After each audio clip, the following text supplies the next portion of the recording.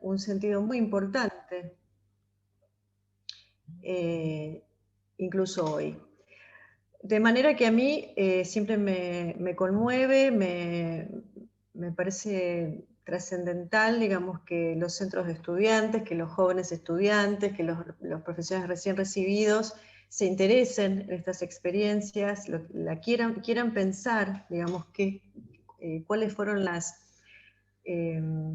los dispositivos, las instituciones que se crearon en la Argentina, podríamos decir así, para contrarrestar los efectos terribles del terrorismo de Estado.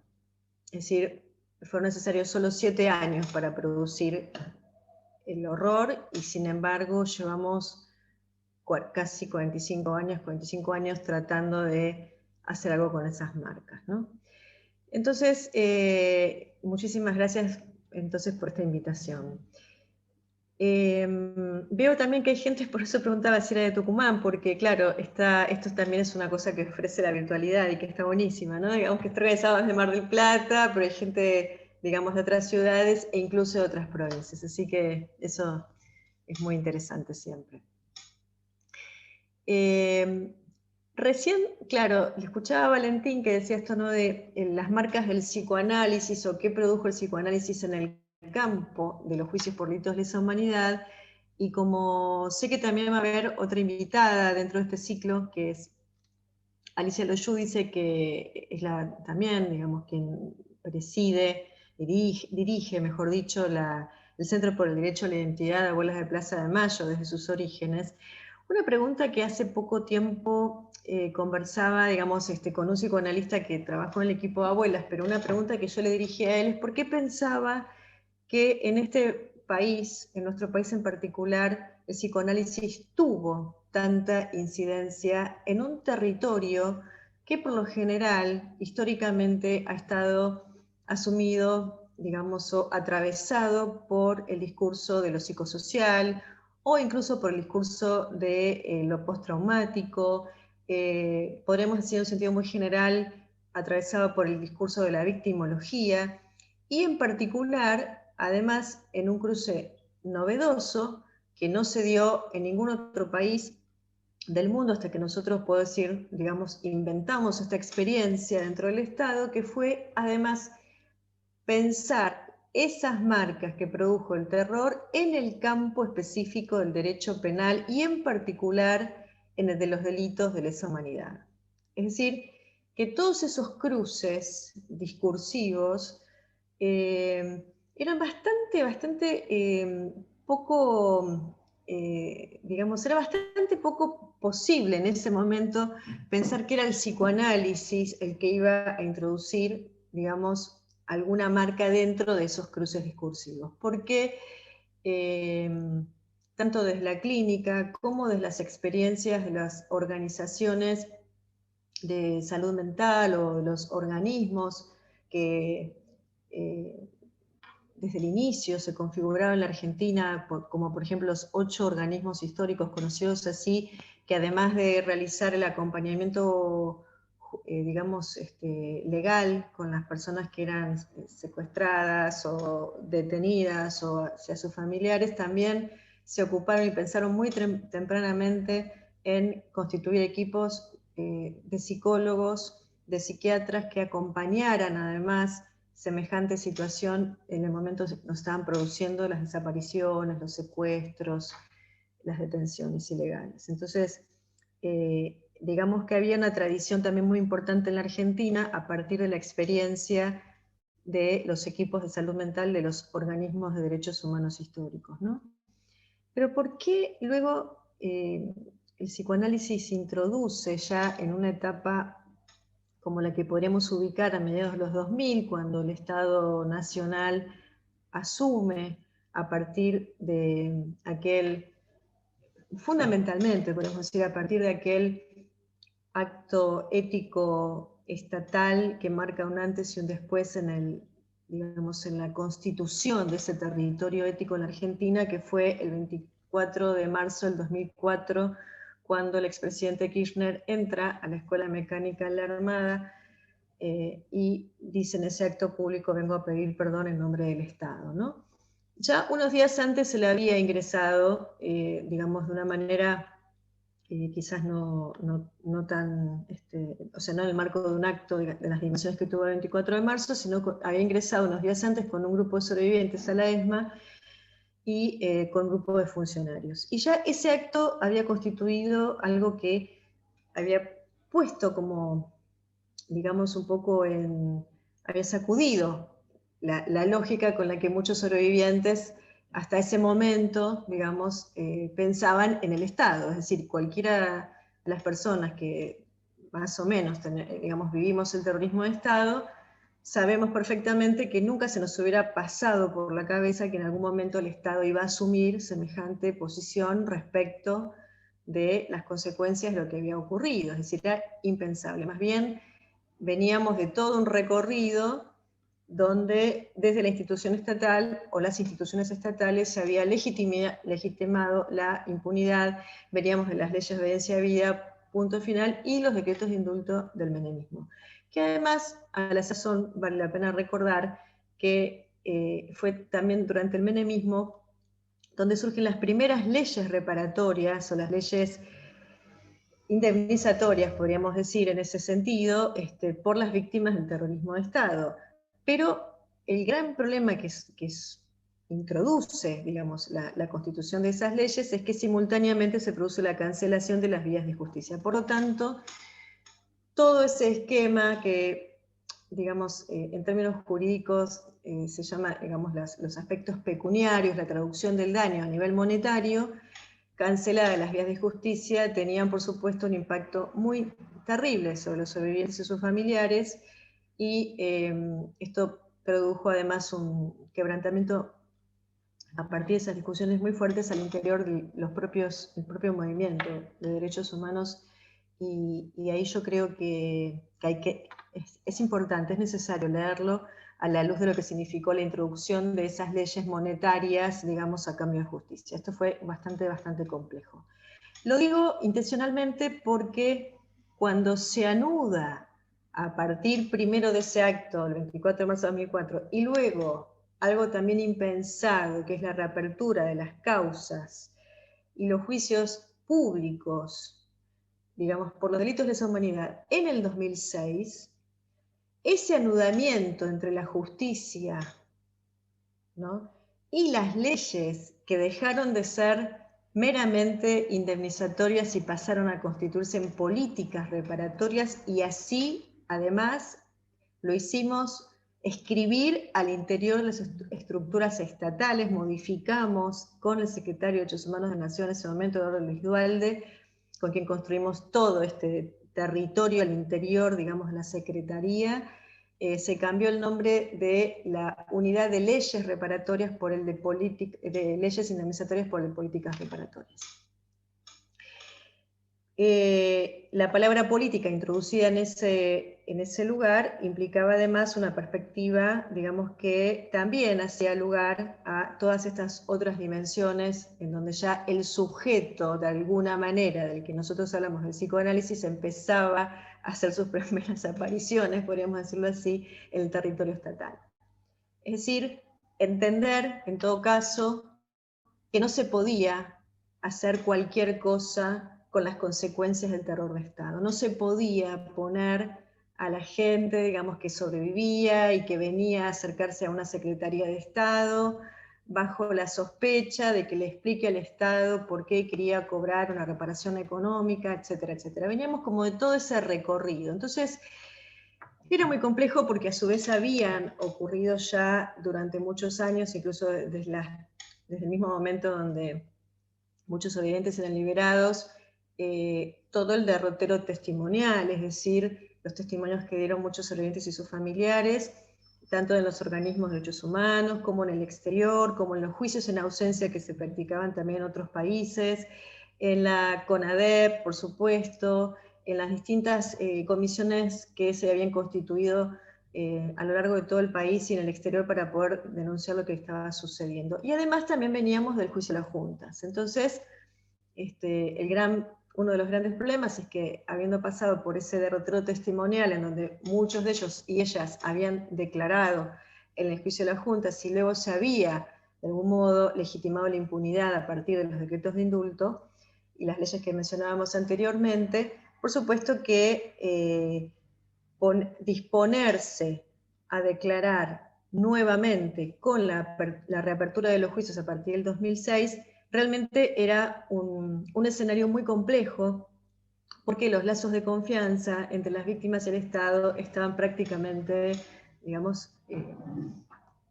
no diría rotos, pero estaban bastante dañados. Por lo tanto, lo menciono para que podamos dimensionar ese acto del 24 de marzo del 2004, la magnitud que tuvo. Por eso yo decía, digamos, que marcó un antes y un después en ese territorio ético, porque ahí se inaugura a partir de, digamos, esa frase encarnada por el Estado Nacional, digamos, a través del presidente Kirchner, evidentemente la introducción de esta dignidad, podríamos decir, sobre la historia de los sobrevivientes en este país. Yo recuerdo que incluso en ese tiempo estaba atendiendo a algunos sobrevivientes que no eran partidarios, digamos, del kirchnerismo en absoluto, y que sin embargo se habían sentido muy interpelados por este acto, digamos, del gobierno en la Escuela de Mecánica de la Armada, ¿no? Se habían sentido muy interpelados. Me acuerdo que incluso una vez una paciente dijo, nunca me imaginé que iba a entrar con un presidente de ese lugar, de donde salí, ¿no? La última vez, en condiciones terribles, y que me iba a sentir acompañada, dijo ella, nombró la palabra, que luego yo creo esa palabra de ella puso en marcha todo lo que después terminó siendo la institucionalización de un dispositivo novedoso. Y habló en ese momento justamente de la pregnancia que tenía para ella a partir de ese momento, digamos así, cómo la había interpelado ese acompañamiento del Estado y cómo le había habilitado un nuevo lugar, digamos, respecto de cuál era la función de ella en los testimonios, en las declaraciones que podrían abrirse a partir de los juicios, ¿no? Bueno, esto como introducción así rapidísimo, volando, porque podríamos estar muchas horas hablando de todo lo que se puso en marcha y todo lo que hicimos y demás, pero yo quiero hacer como un contexto muy general y luego plantear un tema más específico, un poquito más conceptual, para que a partir de ahí podamos tener un tiempo de conversación, ¿no? Entonces, en ese momento, cuando se reabren los juicios en la Argentina, ustedes recuerdan que fue en la ciudad de La Plata en donde se llevó adelante el primer juicio, cuyo presidente del tribunal era el juez Carlos Rosansky, y en el marco de ese primer juicio, a poco tiempo, digamos que comienza el juicio, desaparece Julio López, así que la desaparición de un testigo en ese contexto puso todo, absolutamente todo, patas para arriba dentro de la estructura que recién empezaba a ponerse en marcha. Una estructura jurídica muy particular porque además no tenía antecedentes a nivel mundial. Todos los procesos de juzgamiento por causas de lesa humanidad o terrorismo de Estado o genocidio se habían llevado adelante en otros países del mundo a partir de la creación de tribunales extraordinarios creados ad hoc para el juzgamiento de esos crímenes, con una fecha de inicio y de finalización y con un plantel de jueces y fiscales provenientes de otros países, bajo la perspectiva del derecho internacional de los derechos humanos. Y en Argentina se abrían las causas penales con los jueces de este país, con la justicia llamada ordinaria, es decir, con los tribunales digamos, federales, y eso sí que no tenía ningún tipo de antecedente a nivel internacional. Y además de eso, también de entrada, quizás ustedes se puedan dar una idea,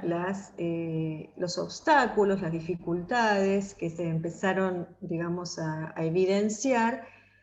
a partir de que esa justicia penal está pensada, estructurada, hecha bajo un discurso técnico muy específico, discurso del derecho penal, y pensado en general para alojar como testigos en esas causas a personas que son responsables de crímenes, ¿sí? De crímenes comunes. En todo caso pueden ser de crímenes complejos, pueden ser crímenes extorsivos, de secuestros extorsivos, o de trata, o de narcotráfico, cuestiones de ese estilo, pero nunca se habían puesto bajo, digamos, en el banquillo de acusados digamos, a el propio Estado. Esto es importante porque, de alguna manera, si lo pensamos en términos simbólicos, ese proceso que se llevó a cabo era el Estado juzgando al propio Estado. Es más, la Secretaría de Derechos Humanos se constituyó en querellante contra los responsables del Estado de los crímenes de terrorismo de Estado. Esto, digamos, lo cuento, quizás son cuestiones más técnicas, pero me parece que hacen a entender un poco la magnitud que este proceso tuvo en ese momento, digamos, lo inédito que fue, no solo en términos de la producción, digamos, de los dispositivos que acompañaron ese proceso judicial, sino del proceso judicial mismo. No había antecedentes tampoco en ese terreno. Pero cuando recién decía que también esto, digamos, abrió muchos obstáculos, es que no se le habla de la misma manera a una persona que es testigo en un juicio y que es, digamos, víctima de un hecho del Estado, que a una persona que es testigo en un juicio y es víctima de un accidente de tránsito, o que una persona, digamos, que es testigo en un juicio y que es responsable de un robo, o una persona que es responsable de crímenes de esta magnitud. Es decir, que ya de entrada, el modo en que la justicia se dirigía a estos testigos era un modo que chocaba de raíz con todo lo que encerraba la figura del testigo víctima del terrorismo de Estado venía a traer al campo del derecho penal. Es decir, que no era cualquier sujeto, no era cualquier testigo, no rememoraba de la misma manera que rememoraban otros testigos de situaciones o de hechos que habían sucedido poco tiempo atrás, como puede ser alguien que, digamos, se le va a juicio por un hecho que ocurrido hace 2 o 3 años atrás. Se habían puesto en juego, digamos, todo un bagaje testimonial de personas que iban a declarar por hechos sucedidos en ese momento hacia casi 35 años. ¿Sí? Entonces, de entrada, esto ya puso bajo tela de juicio, desde la perspectiva de los defensores, de los responsables de crímenes de lesa humanidad, respecto de cuál podía ser la validez de un testimonio de hechos ocurridos hacía más de 30 años, que podían recordar los testigos sobre esos sucesos, que iban a estar plagados de invenciones, de recuerdos totalmente, digamos, inventados, y que no había garantías de que entonces ese proceso judicial tuviera, digamos, se podían tomar por ciertas esas declaraciones. Esto fue, de hecho, y sigue siendo uno de las objeciones más importantes en el cual hicieron pie muchos años, incluso actualmente, las defensas, ¿no?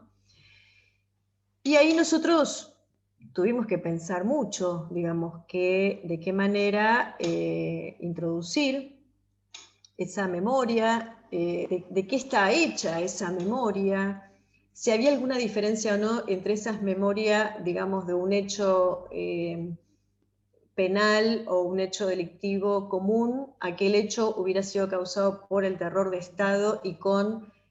la dimensión del horror que estos hechos conllevaban. Estamos hablando de personas desaparecidas y no muertas, estamos hablando de personas apropiadas cuya identidad está falseada y conviven todavía con nuestra sociedad. Nosotros convivimos con personas que llevan digamos, su nombre y su apellido falseado a instancias del propio Estado, que en su momento, bajo el terror de Estado, digamos, produjo esa documentación falseada. Estamos hablando de mujeres a las cuales se las hizo mantener, digamos, llevar adelante un embarazo con el solo hecho de luego asesinarlas y apropiarse de sus hijos. Estamos hablando de mujeres violadas sistemáticamente al interior de centros clandestinos. Estamos hablando de ese tipo, de esa hechura de crímenes, con lo cual también una de las preguntas que nos hacíamos era cómo era posible que se pusiera en juego, en duda, digamos, la validez de esos testimonios, porque esa memoria traumática estaba hecha de una tela diferente, seguramente, a otro tipo de memorias o a la memoria a la cual el derecho penal estaba dirigiendo las preguntas en el marco de los testimonios a estos sobrevivientes y a sus familiares. Más bien decíamos, y también un poco habiendo leído por esos años muchísimo material que había de las experiencias concentracionarias en Europa, y también, por supuesto, de la enorme bibliografía que había en Argentina por la producción de quienes nos habían precedido en el campo de la salud mental y los derechos humanos, y las personas que habían teorizado, digamos, sobre todos estos recorridos, como por ejemplo el propio Fernando Ulloa, el Tato Pavlovsky, bueno, Volnovich, Alicia Stolkiner, Mimi Langer. Teníamos un recorrido muy importante también a nivel teórico, pero en otro momento de la construcción de esa memoria, cuando se estaban sucediendo simultáneamente los hechos, ¿no?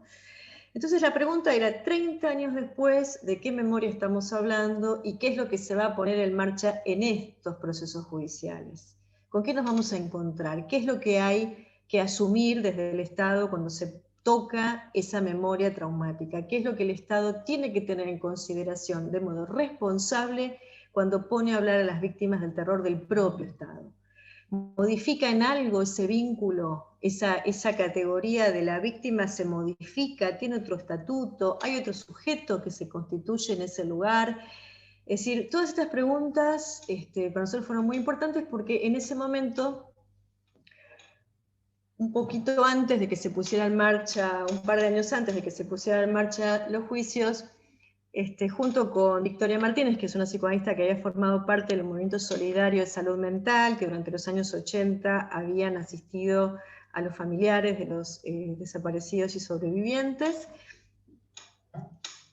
Con ella habíamos fundado dentro de la Secretaría un programa dirigido a los profesionales de la salud mental para poder pensar la actualidad de las marcas de terror de Estado en la sociedad en su conjunto. Es decir, qué marcas en la salud mental había respecto de lo sucedido en aquellos años. Pero cuando estábamos precisamente armando el primer seminario de formación a todos los profesionales de la salud mental del país para trabajar sobre las consecuencias de esta marca, es el mismo día que se aparece Julio López en el marco del primer juicio. Y entonces en ese contexto nosotros inmediatamente nos reunimos con el secretario de Derechos Humanos, con Dualde, y él nos dice, bueno, tenemos que pensar qué hacemos con esto. Ustedes se podrán imaginar que estaba un poco en cuestión la continuidad de los juicios mismos. Es decir, lo primero que pensamos es qué testigo va a sostener la posición de declarar frente a lo que acaba de ocurrir. Y además esa semana me acuerdo que habíamos recibido llamados de todo el mundo, porque había muchos exiliados en distintos países que estaban convocados para ser testigos en juicios en la Argentina y tenían que viajar a la Argentina para declarar, no en ese juicio, sino en otros subsiguientes, pero ya toda esa maquinaria del terror se había puesto en marcha nuevamente, es decir, se había actualizado ese terror,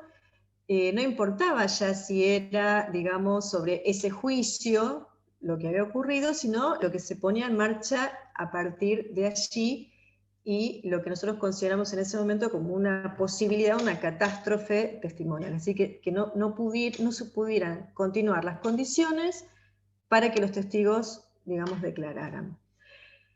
Es allí que surge entonces, después de muchos debates, me acuerdo incluso también con Julio García Reynoso, es decir, nos reunimos para pensar qué tenía que responder el Estado frente a esa situación. En ese momento lo único que había era, porque pensemos también cuando hablamos del Estado, que nosotros asumimos estas funciones en un Estado que no estaba hecho para asumir el proceso de juicios, ni estaba hecho para asumir la dignidad de las víctimas, ni estaba hecho para pensar ninguna estructura que aloje lo que desencadenaba el proceso del juzgamiento. Era un Estado hecho con oficinas, con direcciones, con programas para otra perspectiva estatal. No para un Estado que iba a reparar en toda su dimensión o en la medida de lo posible, por supuesto, lo que se llama reparación integral en términos de los derechos internacionales, de los derechos humanos, pero que sabemos que es imposible, esto es un link, pero que sí es una responsabilidad del Estado reparar integralmente a las víctimas desde el punto de vista pecuniario, es decir, económico, pero también desde el punto de vista simbólico. Y entre las formas de las reparaciones simbólicas, la reparación en salud es una de las más importantes, y en particular de la salud mental. Y entonces hicimos pie en esa perspectiva para plantear cómo íbamos a hacer al interior del propio Estado para empezar a modificar una por una estas estructuras, en el sentido de que no se podía responder, como por ejemplo ocurrió frente a la desaparición de López, solo con la protección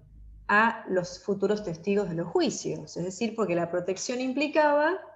poner a fuerzas de seguridad a custodiar a las personas que podían tener un riesgo de vida o de desaparición por declarar. Pero imagínense que acababa de desaparecer una persona a instancias de las fuerzas de seguridad. Entonces, no podía el Estado, si de verdad estaba asumiendo esta política, digamos, con la perspectiva reparatoria de alojar esa dignificación de las víctimas, como única medida, al menos no podía, era responder con fuerzas de seguridad acompañando, asegurando la vida de los testigos. Es ahí donde yo diría, luego de estas reuniones con estos referentes que habían intervenido en los años 70 y 80, que pensamos que el acompañamiento era un modo de atajar otro riesgo, que no era el riesgo de vida solamente,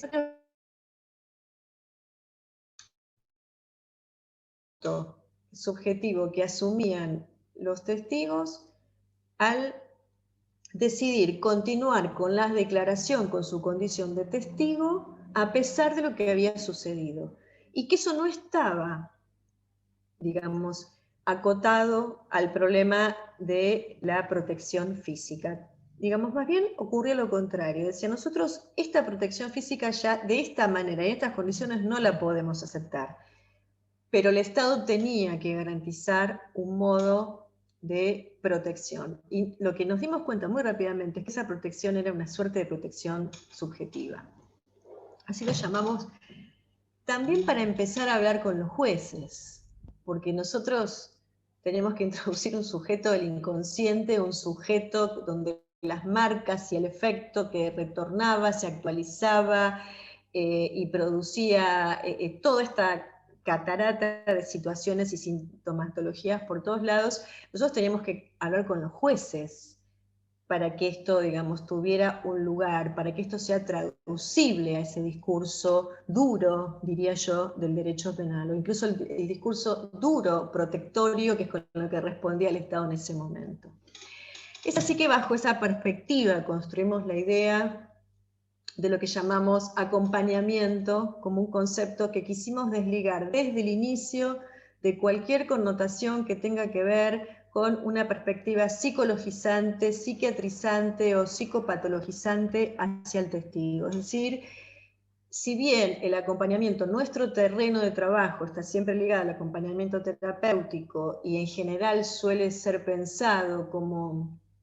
una herramienta que acompaña a determinados procesos psiquiátricos, etcétera, etcétera, lo que queríamos en esta oportunidad, y frente a esa oportunidad histórica que teníamos, era introducir el concepto del acompañamiento desde el Estado encarnado en un grupo de profesionales acompañando no solo a la persona que iba a declarar, sino al proceso judicial en sí mismo, como una suerte de frontera que hacía de protección no al cuerpo simplemente o al riesgo de vida, como es traducido en la lógica estatal, sino al riesgo subjetivo. Y es desde allí que planteamos la necesidad entonces de que en la medida que el Estado asumiera ese acompañamiento, ya no se trataba de que el testigo, con todas sus cargas y con todo lo que había sucedido y atravesado, tuviera que en soledad asumir no solamente la memoria de los hechos ocurridos y extremar esa memoria para poder hacerla traducible al campo penal, sino también las consecuencias que muy rápidamente aparecieron y los riesgos enormes que aparecieron por declarar, ¿no? Entonces, en ese punto es que introdujimos esta idea. Y también muy tempranamente discutimos si eso tenía que ser encarnado por psicólogos, psicoanalistas y psiquiatras, o si teníamos que pensar entonces en una estructura en donde el acompañamiento fuera fundamentalmente un lugar desde donde escuchar, ¿no? Un lugar desde donde escuchar, apartándonos de cualquier moralidad y introduciendo una escucha ética en ese sentido. Por lo tanto, hicimos un trabajo interesante donde en los distintos equipos y dispositivos que se fueron construyendo a lo largo de todo el país a partir de esta propuesta que hicimos, interdisciplinaria, y donde tuvimos muchos debates, o sea, no podría transmitir hoy acá todo porque fueron muchísimos, pero uno de los que me pareció importante es cuando en una de las provincias del interior, en Chaco, que imagínense, digamos, cómo reinaba la impunidad en esos años todavía, no estamos hablando de hace tantos años atrás, pero sin embargo, hasta que estos procesos, digamos, se reabrieron, la impunidad reinaba de modo atroz en el intento, entonces convivían en la misma cuadra, también pasaba en Tucumán, acá hay una compañía de Tucumán, en la misma cuadra, digamos, torturados y torturadores, era una situación bastante compleja, por lo tanto hablar era un riesgo enorme de vida, además de riesgo subjetivo. Entonces, lo que nos plantearon, digamos, nosotros viajamos por todos lados y tratamos de armar los equipos y de hacer digamos, una cuestión interdisciplinaria en cada lugar, reuniéndonos con los equipos de salud mental, con los organismos de derechos humanos, con las secretarías, digamos, de derechos humanos, y en Chaco me acuerdo que una de las cuestiones fue, queremos que los sobrevivientes que vienen armando y sosteniendo el archivo de Chaco sean parte integrante del equipo interdisciplinario. Algo que en otros equipos no había sido posible y lo habíamos considerado como un obstáculo en algunos casos o un problema por los fenómenos de identificación que se podían producir entre los sobrevivientes y sus equipos si querían acompañar al sobreviviente en el juicio, en el caso específico de El Chaco y luego pasó en otras provincias, pero este fue el primero donde tuvimos que pensar una posición, digamos, ética respecto de esto, el lazo de confianza no estaba establecido con el Estado provincial. Había que construirlo, había que armarlo, había que, en todo caso, reescribir ese lazo. Y entonces así fue como en ese equipo particularmente, digamos, de entrada, los sobrevivientes que formaban parte de, vamos a decir, la custodia del archivo que había en la provincia, formaron parte como un integrante más del equipo interdisciplinario. Bueno, tengo muchas cosas para contar y decir, quiero decir todo, no puedo. En ese contexto de la reapertura, entonces, se puso en marcha el plan de acompañamiento. Más tarde, como ustedes saben, muchos saben, digamos, esto se amplió y terminamos fundando lo que fue el Centro de Asistencia a Víctimas de Violaciones de Derechos Humanos, Dr. Fernando Ulloa, y además, entre esas funciones, también nosotros tuvimos una incidencia muy importante y pedimos traer hacia el centro todo lo que tocara, digamos, el proceso testimonial de los sobrevivientes en la Argentina. Entonces, así como el plan de acompañamiento quedó subsumido al Centro Ulloa, también todas aquellas juntas de evaluación por daño que las leyes reparatorias establecían para los sobrevivientes, pedimos que sean también, digamos, incorporadas a las competencias del Centro Ulloa, porque hasta ese momento las evaluaciones del daño, según como estaba establecido por el decreto presidencial, el decreto ministerial, se realizaban si eran daños psicológicos en los psiquiátricos, ¿sí? si era en Buenos Aires, por ejemplo, en el Bórdano del Moyano, y nos habíamos encontrado con una cantidad de informes terroríficos de partes de colegas de esas instituciones que, desestimando y desechando absolutamente las condiciones de encierro, clandestinidad, tortura, violación, etcétera, etcétera, rechazaban en sus informes directamente la posibilidad de pensar un daño en los sobrevivientes. Un capítulo, el del daño, que merecería un encuentro aparte, porque no hay tiempo de plantearlo, pero solamente mencionar que lo que hicimos fue sustituir, hicimos muchas cosas, digamos, al interior, quisimos dejar escrita en la letra de las resoluciones al interior del Estado muchas de estas cosas. Quisimos introducir la perspectiva del Protocolo de Estambul, que es un manual para la evaluación de situaciones de tortura, para desplazar de ese modo la perspectiva del DSM-4, DSM-5 o DIE-10, o CIE-10, que eran los manuales de psiquiatría con los que se, digamos, evaluaba el daño en los sobrevivientes. Quisimos correr como una parte más de ese proceso de despatologizar la condición de testigo o de sobreviviente y no convertirla en un paciente psiquiátrico para ser evaluado y que entonces el Estado reconociera el daño y recién ahí, acorde, como decía el Código Penal, pudiera demostrar que su daño era, digamos, grave, gravísimo, según, digamos, establece la ley. Y el modo que encontramos para correrlo fue, digamos, precisamente introducir la idea del daño por el padecimiento subjetivo en consonancia con la nueva ley de salud mental, es decir, participamos también de los debates de la ley de salud mental para poder acompañar también en este dispositivo que tocaba a las víctimas de terrorismo de Estado todo ese proceso y que esas leyes, digamos, incluyeran esas perspectivas, que las pudiéramos sacar de ese territorio psiquiátrico y dejar entonces las marcas producidas por el terror de Estado en, digamos, la soledad de una persona que tenía que ser evaluada como un paciente psiquiátrico para que el Estado le diera, digamos, ¿no es cierto?, un reconocimiento respecto de esos hechos. Bueno, quiero pasar entonces al problema del testimonio del sujeto que testimonia y que habla, y esta parte la quiero leer, es cortita, pero con esto iría cerrando como para que abramos al debate, ¿no? La primera cuestión que nosotros veíamos cuando entonces una persona llegaba al estrado judicial a dar su declaración, luego de 30 y pico años, como decíamos anteriormente, en su condición de víctima, y con todo lo que recién comentamos, la primera cuestión es encontrarnos, que es una de las primeras cosas que escribí sobre este tema, con dos sujetos en la misma escena. Podemos decir que por un lado estaba el sujeto del testimonio, y por otro lado, el sujeto que habla. Digamos, podemos decir, el sujeto del inconsciente. El sujeto del testimonio, por supuesto, es interpelado por el derecho penal para que realice un relato de los hechos, digamos, bajo la construcción y, digamos, y enmarcado dentro de la legalidad jurídica, para poder extraer de allí, digamos, la objetividad de estos hechos. Lo digo todo muy rápido, después lo podemos ir ampliando. Sin embargo, quien responde en ese escenario judicial, es el sujeto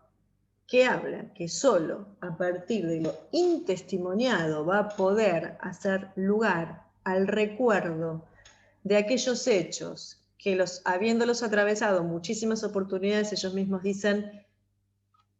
siento que esto le pasó a otro, o para poder contarlo tengo que poder enunciarlo de un modo donde yo estoy despegado de esos hechos, porque si no, no puedo hablar. Donde se juega en la construcción de ese relato la legalidad del inconsciente y no la legalidad jurídica, y en donde lo que emerge en ese proceso, digamos, ahora vamos a ver un poquito más en detalle, es, digamos, en todo caso, la subjetividad de esos hechos, es decir, desde dónde se pueden relatar, reconstruir, olvidar para recordar, bueno, todo este proceso. Giorgio Agamben, en su libro Lo que queda de Auschwitz, dice: recoger la palabra secreta, escuchar lo no testimoniado. Ahí nace toda escritura, toda palabra como testimonio. Dar testimonio, entonces, es en cierto modo escribir un texto, en el cual nos vamos a encontrar siempre con un resto inenarrable para poder escribir y para poder transmitir ese testimonio. Y al dar testimonio, en ese acto, el sujeto reescribe su propia historia, podríamos decir, la reinventa. Este concepto, esta idea de la reinventa, quiero que hagamos el link con lo que decíamos al comienzo respecto de lo que la defensa dice sobre los testimonios, ¿no? Porque acá tenemos una tensión, digamos, a este territorio del testimonio compleja. Y no estamos hablando, digamos, de las mismas cosas, por supuesto, nosotros que los que están hablando los jueces, ¿no? Pero veamos de qué hablamos cuando decimos testimonio, ya que este comprende una divergencia estructural en la cual se hace necesario detenerse, ya que de lo que se trata es del desencuentro entre los hechos y la verdad que toca la intimidad de ese sujeto que habla. Cuando contamos algo, debemos poder realizar una operación de olvido, olvidar algo para poder recordar algo. El olvido se convierte entonces en trabajo de la memoria, como en Funes el Memorioso, recordarán ustedes ese cuento, que al recordarlo todo, terminó careciendo de memoria, ya no sabiendo qué recordar ni qué olvidar. Quien da testimonio lo hace sobre una verdad, y esto es lo que le da a su palabra consistencia. Sin embargo, lo que estamos planteando, tomando las reflexiones de Giorgio Agamben en este caso, es que el testimonio vale en lo esencial por lo que falta. Contiene en su centro algo que es intestimoniable. Esta función de lo que falta, digamos, se torna esencial para la propia producción del recuerdo. Y en la memoria apelamos a un desciframiento. No hay en ella una presencia completa, por supuesto, de lo vivido. No se trata, entonces, de un simple juego dicotómico entre la memoria y el olvido, sino de un trabajo de ficción y de escritura.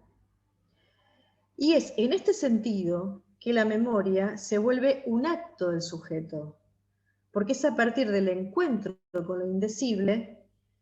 que el sujeto podrá producir nuevas significaciones y por lo tanto testimoniar. Tampoco se trata en los procesos de memoria de la repetición de lo ya sabido, esa repetición que ahora vamos a ver, pero que le exige el Poder Judicial una y otra vez al testigo que recuerde idéntico, que no, digamos, que no se equivoque en una coma y en un punto y que declare exactamente igual que cuando declaró, por ejemplo, en la causa 13 en el juicio de las juntas y en el año 2006. Tenía que ser la misma declaración idéntica, porque si no era falso testimonio y estaba amenazado con poder, digamos, ser, además, estar faltando la ley, y bueno, con las consecuencias que eso puede traer. Entonces, no se trata de la repetición de lo ya sabido, eso no es estrictamente su estatuto. Hablamos de la irrupción de un recuerdo de algo que paradójicamente es no sabido y nos estamos refiriendo a las significaciones que se abren al tomar la palabra. Este registro particular que se presenta en el sujeto precisamente como desconocimiento y es el punto de cruce entre lo íntimo y lo éxtimo del sujeto que testimonia. En un campo de concentración, una de las razones que pueden impulsar a un detenido, a un sobreviviente, a sobrevivir, es poder convertirse en testigo de lo ocurrido. Y esa suerte de desesperación que los asistió a muchos de ellos, diciendo, no me puedo olvidar de ninguno de los que no están, porque yo me convierto a partir de este instante en la voz de aquellos que no están. No puedo fallar a esa memoria. Esa desesperación de la memoria, ¿no? de tener que recordarlo todo, el deber memorístico. En este libro Agamben plantea que si Auschwitz produce una nueva ética es porque ya no se presenta solo como un campo de la muerte, sino como el lugar en donde los contornos entre lo humano y lo inhumano se confunden. Y las categorías morales y éticas conocidas se presentan como insuficientes y aparece allí el testimonio como una nueva tierra ética, el no lugar donde todas las barreras entre las disciplinas se arruinan y todos los diques se desbordan.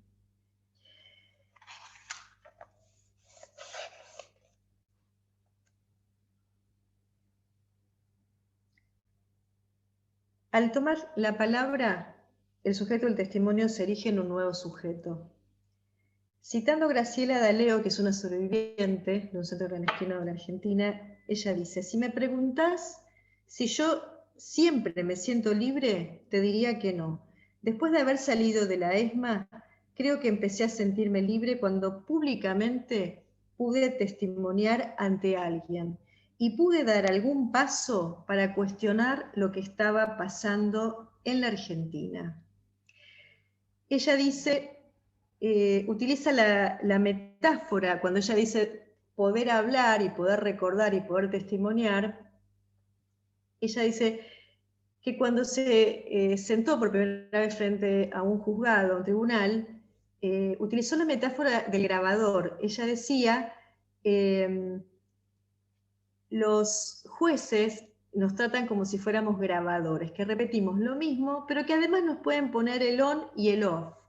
que serían los tiempos que marcan este relato para ver qué es lo que queda por dentro, qué es lo objetivo del relato, pero que queda por fuera, efectivamente es el sujeto, es el que habla. Desde este punto de vista, el sujeto que habla, entonces, al testimoniar esa verdad en la cual se apoya para poder realizar el relato de lo vivido por él y por ningún otro, no es de ninguna manera la misma verdad que persigue el juez. Y aquí tenemos una atención muy importante. Siempre existe esa divergencia en el sentido del testimonio, una divergencia que es necesaria, porque lo que se pone en juego al hablar y volver a transitar por el horror de lo vivido, toca una memoria muy compleja que tiene efectos en el cuerpo. Y la reiteración mecánica del aparato judicial, bajo esta técnica judicial que deja por fuera totalmente al sujeto que testimonia, no permite producir ningún efecto de verdad en el sujeto. Bueno, yo dejaría acá para que podamos discutir un poco sobre esto, ¿no? Tenía más cosas para traerles, pero bueno, me parece que es interesante, ya son las 6, que podamos tener un ratito. Sí, está abierto para que quien quiera preguntar algo o apuntar sobre algo que genere algún tipo de curiosidad y demás, podamos abordarlo en este espacio. Así que si quieren por el chat pueden ir poniendo algún tipo de pregunta, o si quieren abrir el micrófono también está la opción.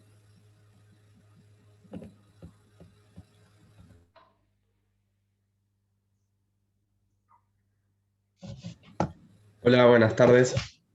Hola. A ver si la cámara. Bueno, yo soy Ramiro y quería comentar que me pareció muy interesante casi lo último que dijiste acerca de cómo la mirada objetiva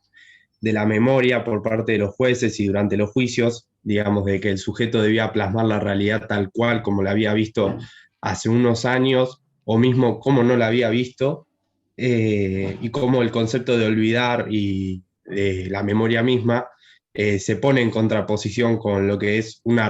reelaboración de significados en un relato, por ejemplo, como la incumbencia del psicoanálisis en eso y de otras muchas disciplinas en el aspecto psicológico y de la salud mental, se ponen en juego por una cuestión también conceptual, teórica.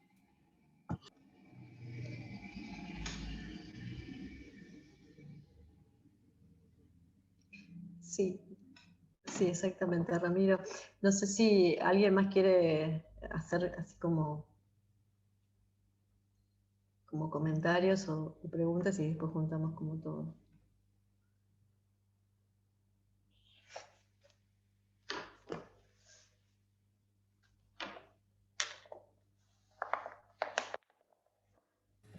Yo por ahí también quería agregar algo, o por ahí para también seguir charlando.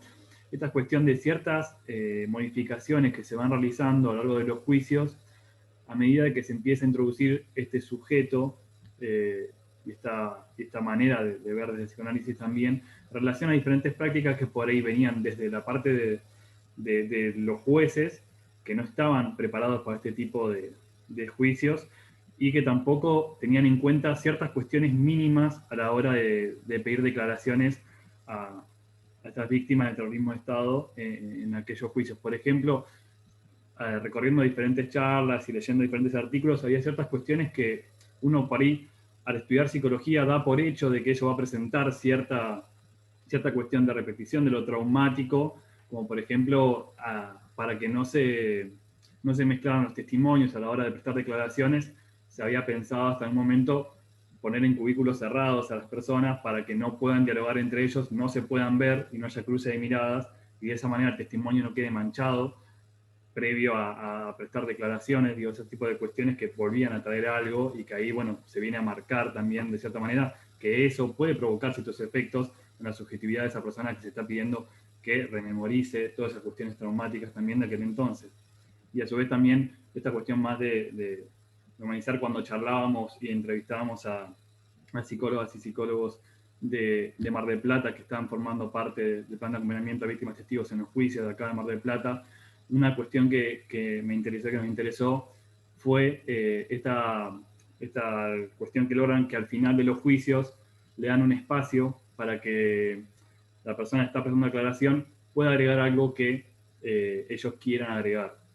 Después de esperar tanto tiempo y demás, y muchos presentan poemas, presentan algunas fotos de aquel entonces, presentan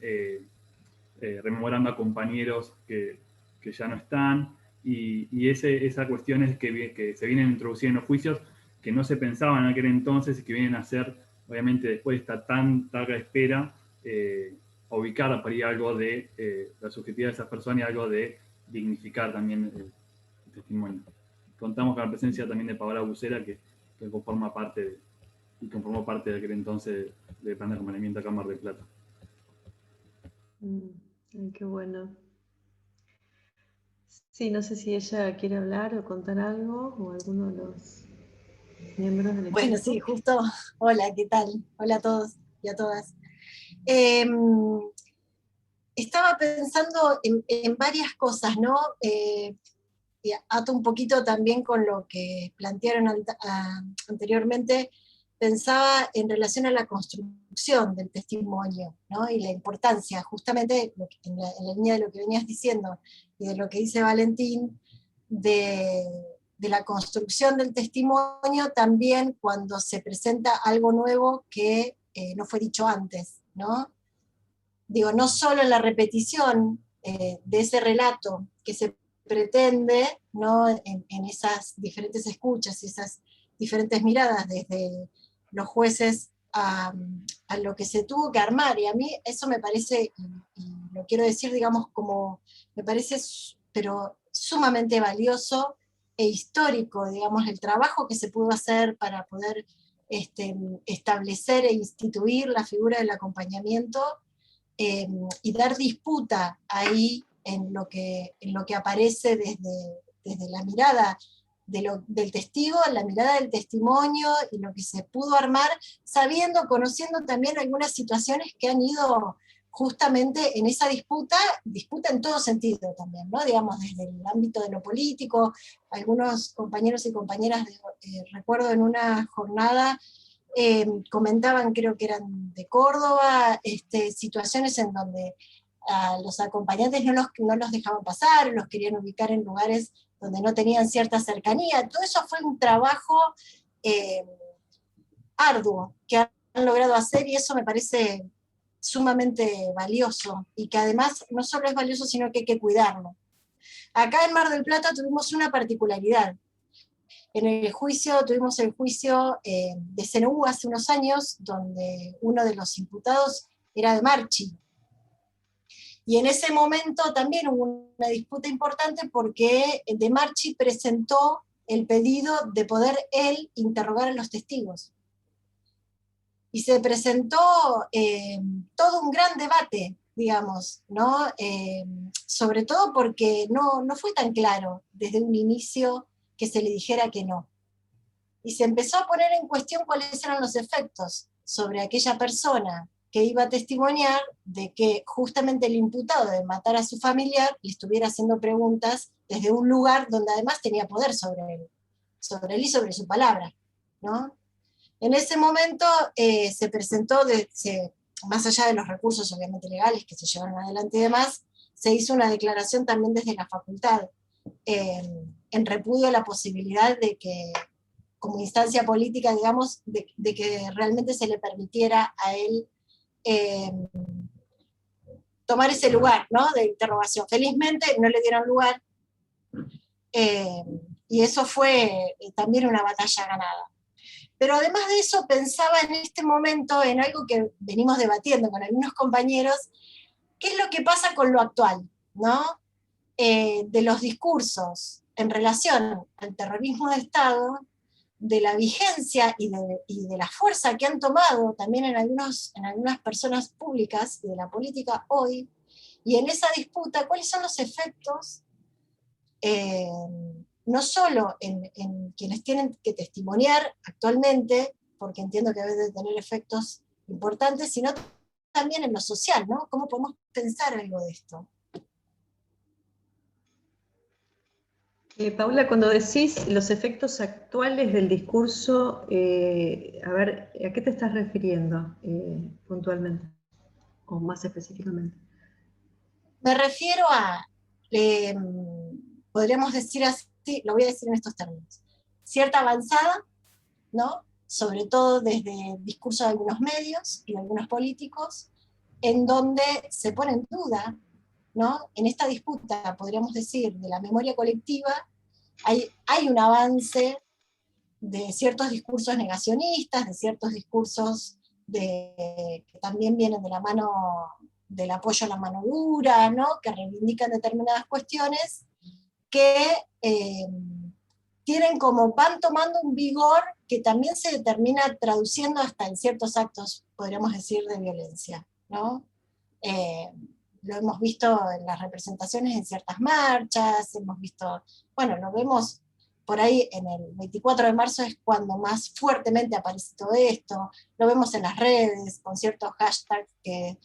toman el carácter de tendencia, digamos, en esas cuestiones que se van visualizando, ¿cómo podemos pensar hoy esos efectos en la subjetividad? En primera instancia de los testigos, de quienes tienen que testimoniar. En segunda instancia de la población, digamos, ¿no?, en general. Sí, lo que pasa es que a mí me parece que eso estuvo mucho más en peligro durante el macrismo, porque el Estado encarnaba el negacionismo como política pública. Y me parece que eso es una distancia importante con respecto a las marcas que sobre los testigos y los sobrevivientes puedan tener, el hecho de que haya sectores de la oposición o sectores negacionistas que siempre lo han sido,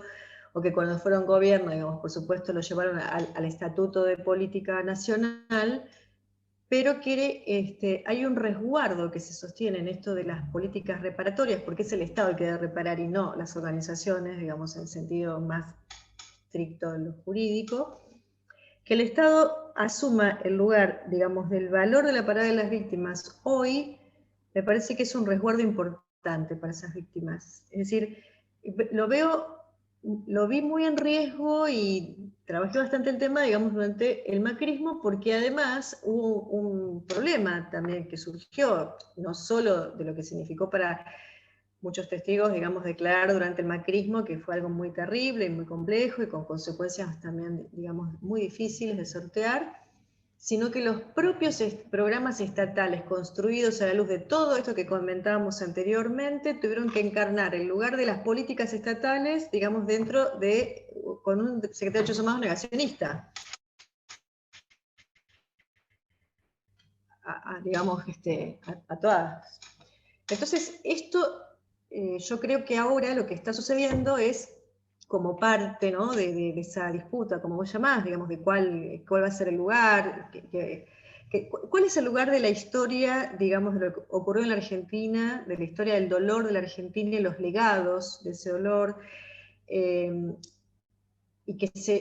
que hoy se une, además se anuda con con esa famosa, ¿no?, construcción neológica que fue lo de la infectadura, que ahí sí se enunció una verdad muy rotunda sobre qué piensa un sector importante de la sociedad, digamos, al ligar esas dos, ¿no? Al construir ese neologismo. Pero sin embargo, sigo considerando que el amparo estatal, la frontera del discurso estatal, digamos, funciona como un límite.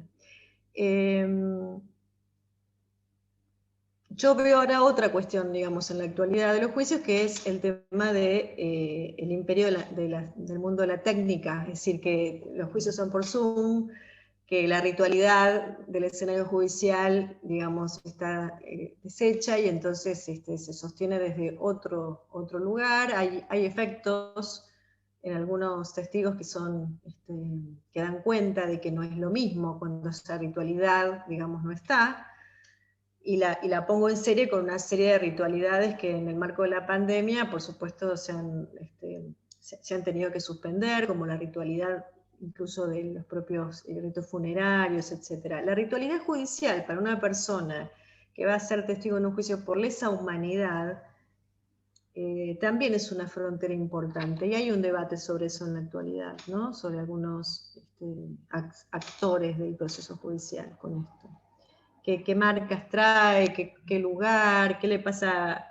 una persona que declara desde su casa en una computadora, que a lo mejor fue el mismo lugar en donde, digamos, lo secuestraron o donde se llevaron a su madre?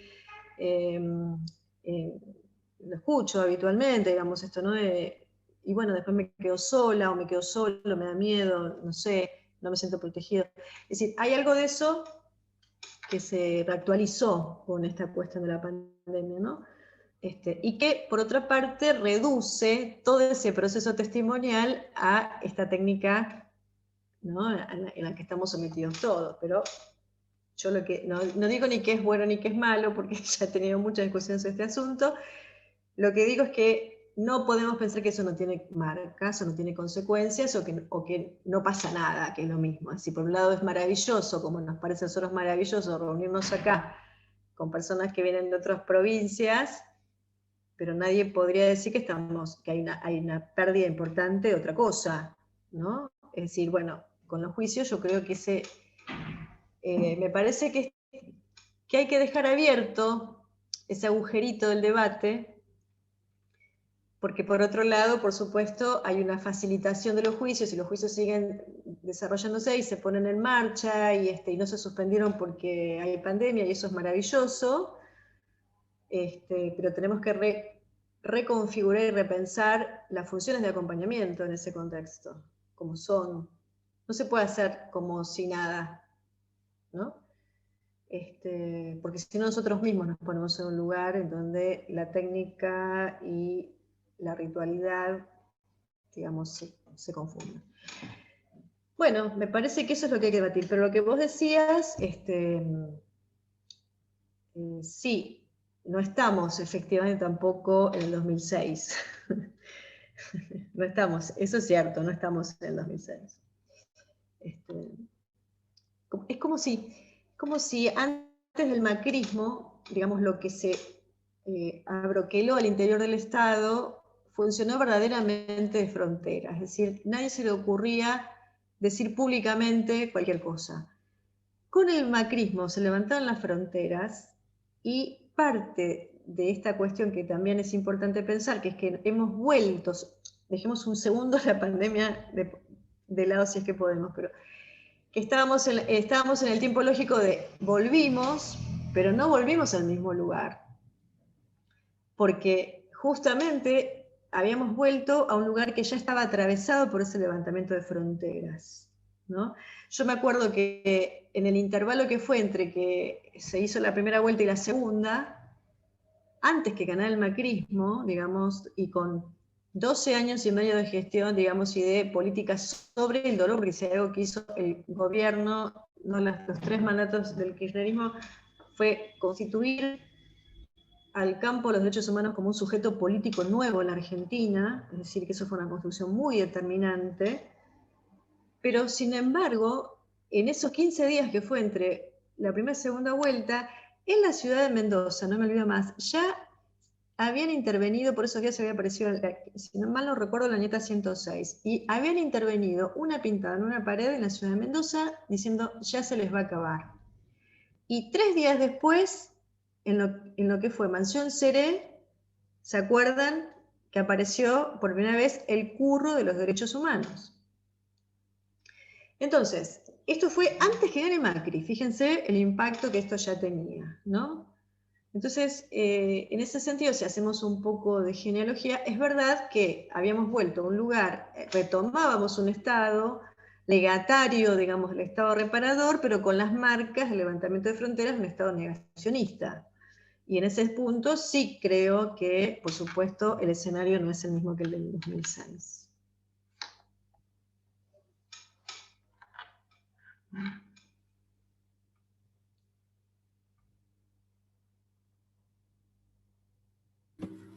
No sé si alguien más tenía alguna pregunta o algo también sobre el que quiera conversar.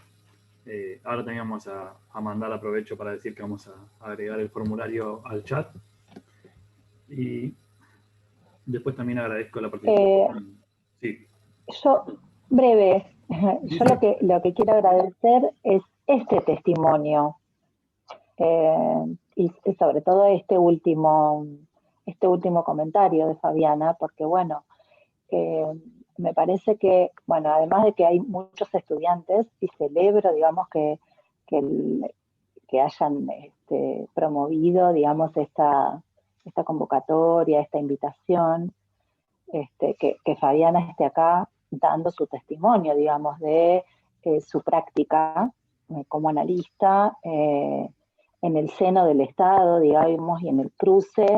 entre discursos disímiles, como el de la justicia, como el de las políticas públicas y el del psicoanálisis, y este último recorrido que hiciste, porque deja o revela o deja al desnudo, digamos, una disputa por el Estado, una disputa, digamos, bueno, ¿quién toma el Estado? Si lo toma el neoliberalismo, y el Estado puede estar encarnado por políticas que pueden hacer de los cuerpos desechos, o el que toma el Estado, lo que llega al Estado como políticas es algo que es un reflejo de la comunidad, de la sociedad y de todo lo que podemos ser parte de eso en otra versión, de otro modo, ¿sí? Así que agradezco profundamente que la hayan invitado y tu testimonio, Fabiana. Muchísimas gracias, Gabriela. Muchas gracias.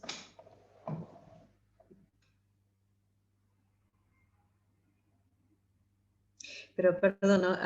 Para redondear lo que dice Gabriela, no hay, digamos, momento social más privilegiado que este para pensar la centralidad del Estado, ¿no es cierto? Porque,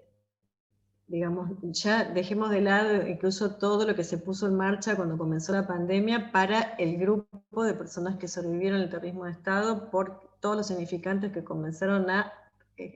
enmarcar a la pandemia, ¿no? Toque de queda, estado de sitio en otros países, fosas comunes, es decir, realmente se puso en marcha toda una resignificación muy importante. Pero más allá de eso, la diferencia entre un Estado legatario de ese Estado reparador que asume las políticas del cuidado, las políticas sanitarias como políticas del cuidado y no como meras políticas, digamos, de excepción.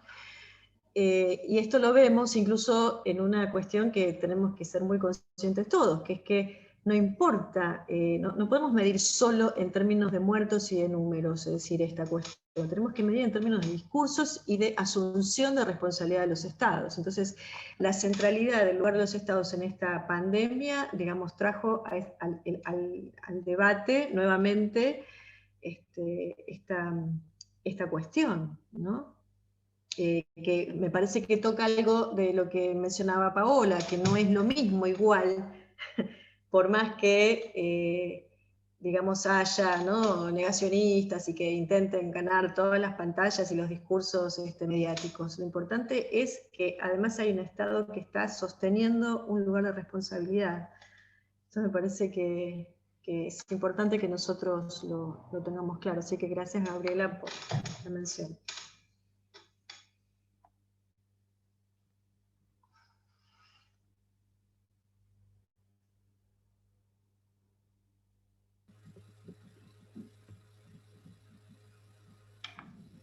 No sé si alguien más también quería comentar algo. Yo me quedaba con esto también, con lo último, con lo que ha ocurrido en las últimas semanas, lo que ocurrió también en su momento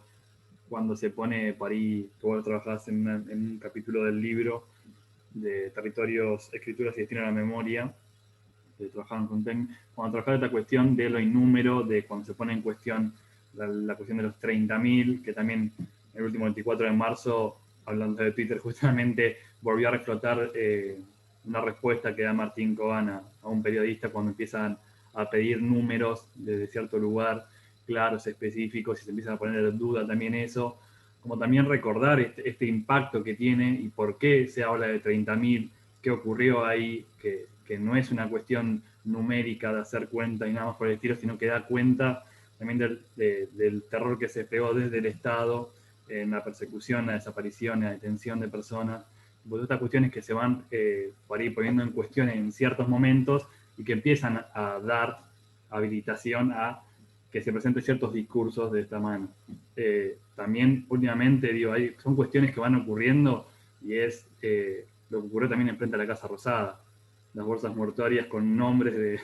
de organizaciones políticas y de personas de organizaciones de derechos humanos. Digo, son ciertas cuestiones que merecen ser repudiadas y que fueron repudiadas también desde el Estado, pero que son cuestiones también que vienen a poner en duda ciertas construcciones que se han desarrollado desde la sociedad en la construcción de esta memoria colectiva, y que obviamente todo el tiempo están en disputas y que obviamente tienen impacto en la subjetividad. Efectivamente. Sí.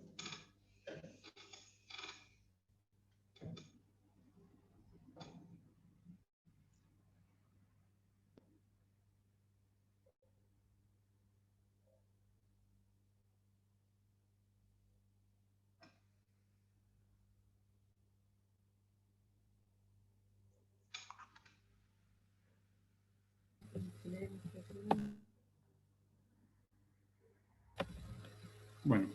parece que ha sido muy claro y ha sido muy, muy importante todo lo que se ha trabajado hoy. Me parece que... Desde ya yo les dejo abierto cualquier duda, porque bueno, también son temas muy pesados y a veces uno escucha y bueno, no sé, hay un segundo tiempo donde uno puede pensar o decir algo, ¿no? Pero abierta la posibilidad que a través de Valentín cualquier cuestión o no sé, consulta desde ya, también siempre les sugiero leer la página de Territorios Clínicos de la Memoria, porque ahí hemos subido bastantes los materiales que produjimos en aquellos años del Estado y por fuera del Estado. También es como una práctica reflexiva sobre qué hicimos, y de poder pensar eso. Entonces hay muchos textos y es un espacio bien interdisciplinario, así que me parece que les puede servir o interesar. Bueno, primero en principal, en nombre de todos los integrantes del MEP, queremos agradecerte por participar hoy y por brindar este gran encuentro. Y a su vez también recordamos que cualquier cosa que quieran preguntar y demás, ahora vamos a pasar la página de TECME al chat, y a su vez pueden inscribirnos a nuestras redes, pueden escribir al MEP a través de Facebook o Instagram, para poder seguir pensando actividades en conjunto. Esto es un espacio abierto. Las actividades vienen de la mano también de otras que se han desarrollado a lo largo de este año y de años anteriores, y también viene de la mano de esta idea de seguir construyendo memoria colectiva entre todos nosotros, porque esa es la verdad y es a partir de nuestras dudas, nuestras interrogantes, que se empiezan a motorizar estos espacios, y que bueno, está muy bueno también cuando se empiezan a contar con personas que han estado formando parte de todo ese proceso de formación, ese proceso de acompañamiento también que se fue desarrollando desde aquel entonces y que hoy sigue también. Y a su vez, bueno, los invitamos también a seguir continuando con todos estos encuentros y demás. El jueves tenemos otro encuentro con Alicia Logiudice. Vamos a hablar de las huellas del terrorismo Estado en Argentina, y vamos a hablar específicamente de la figura de detenida desaparecida. Y vamos a encontrarnos a las 18 horas también ahí, así que eso es un espacio para que también quien quiera pueda participar. Vamos a ver si va a ser el mismo link, seguramente va a ser el mismo, y si no, obviamente vamos a enviar igualmente el mail como hicimos para hoy. Y a su vez, volver a agradecerles a todos ustedes que hoy estuvieron participando acá, y nada, y también creo que vale la pena recordar que si tienen algún conocido, familiar que nació entre 1975 y 1980 y tienen dudas sobre su identidad, que lo ayudemos a encontrarse, sus familiares, y le pasamos el teléfono a la filial de Mar del Plata, que es 223-496-3029, y el Facebook de las abuelas de Mar del Plata que estuvieron presentes, también agradecemos, que es Abuelas de Plaza de Mayo de MNP. Esas sí están en Facebook. Así que muchísimas gracias. Bueno. Muy bien, muy bien. Bueno, muchísimas gracias entonces y hasta la próxima. Hasta la próxima. Chao, compas. Chao.